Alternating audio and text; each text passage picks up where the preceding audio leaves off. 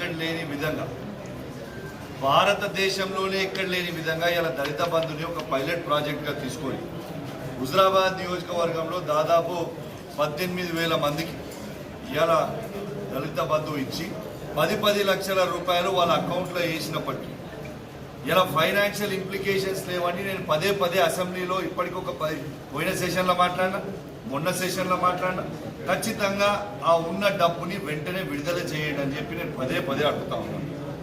ఇవాళ దాదాపు ఒక 5,000 కుటుంబాలకి రెండో విడత 50,000 నుంచి మొదలు పెడితే 5 లక్షల రూపాయల వరకు రావాల్సిన వాళ్ళు 5,000 కుటుంబాలు ఉన్నాయి. ఇలా డబ్బులు ఆల్రెడీ వాళ్ళ అకౌంట్లో ఉన్నాయి. ఇలా వాళ్ళని ఆ డబ్బు ఎందుకు రిలీజ్ చేస్తలేరని నేను అడుగుతా ఉన్నాను. ఇలా రాజకీయం ఎందుకు చేస్తున్నారని అడుగుతా ఉన్నాను. నేను ఇంతకుముందు కూడా హెచ్చరించిన, మీరు టైం ఇస్తా అని చెప్పినా మీరు టైంలో నాకు అసెంబ్లీలో చేస్తామని చెప్పారు. మీరు చెయ్యకపోతే రేపు ఖచ్చితంగా రాణ కుటుంబాలందరితోని భారీ ఎత్తున కలెక్టరేట్ ముట్టడించే రోజు వస్తుంది. అవసరమైతే హుజరాబాద్లో ఏ కాంగ్రెస్ నాయకుని కూడా తిరగనీయకుండా కూడా చేసే రోజు వస్తుంది. తస్మాత్ జాగ్రత్త అని చెప్పి హెచ్చరిస్తా ఉన్నాను ఈ ప్రభుత్వాన్ని. ఇలా మీరు రాజకీయం చేసుకోవడానికి ఏదో ఫాల్తూ స్టేట్మెంట్లు ఇస్తే కలవదు.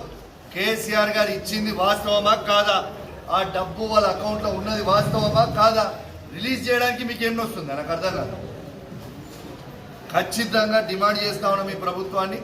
మా హుజరాబాద్ నియోజకవర్గంలో ఉన్న 5,000 దళిత కుటుంబాల పక్షా నుంచి డిమాండ్ చేస్తా ఉన్నాను.